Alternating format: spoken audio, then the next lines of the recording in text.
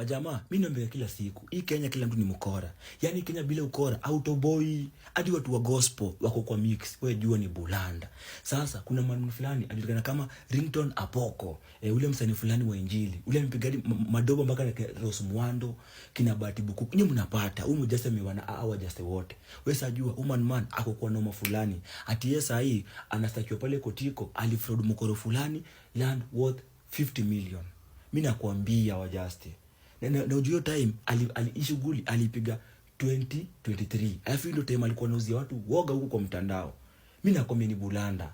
Hii area kila mtu wende tuna pesa yako. Ukiona mjaste Range Rover, hiyo ni gari ya wakora. Mtu anacha Range Rover, Mercedes high end, kuna tu shughuli ya ukora imepigwa mahali. Hiyo si gari tutaka kwa ofisi at 8 to 5 unalipo mshande uchambue. Hakuna.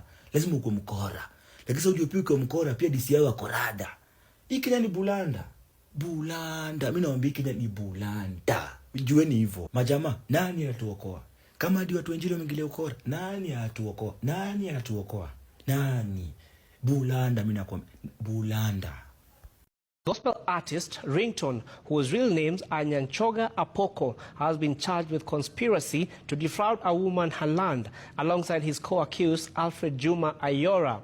The two allegedly conspired to illegally acquire a parcel of land in Nairobi, that is block 99/142, measuring approximately 0.190 hectares and valued at 50 million shillings, belonging to Teresia Odhiambo by means of claiming adverse possession, claiming that he had lived in the land for 2 decades, a fact that he knew to be false. Apoko's co-accused Juma Ayora faced additional counts of false swearing contrary to section 114 of the Penal Code and perjury that is contrary to section 108/1A. Both pleaded not guilty. It is not the first time that Apoko has been in trouble with the law, having been charged with assault previously.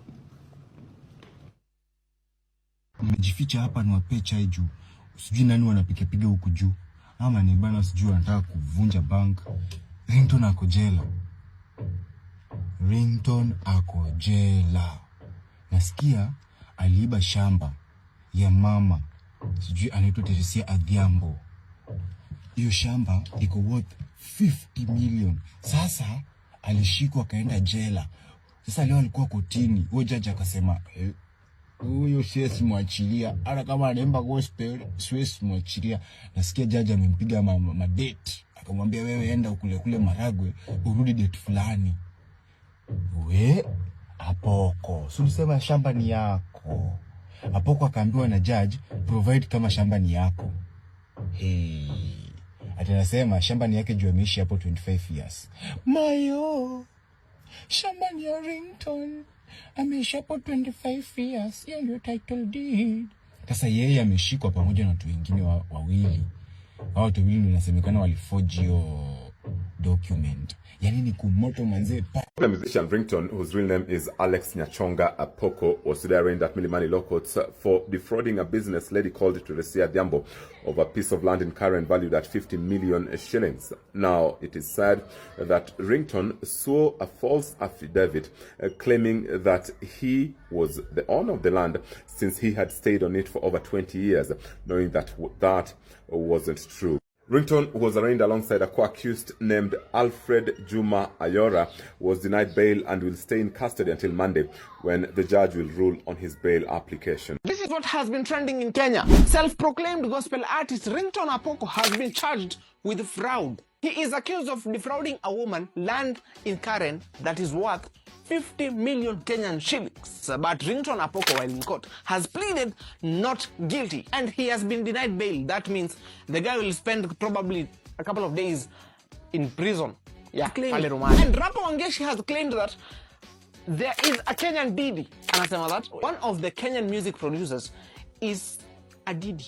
For years, female musicians wakienda kule kwa studio yake hawajakuwa wakitoka na ngoma. Over to our neighbors kidogo.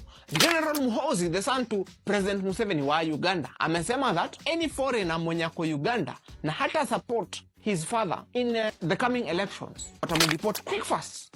Yeah, amesema omuzungu.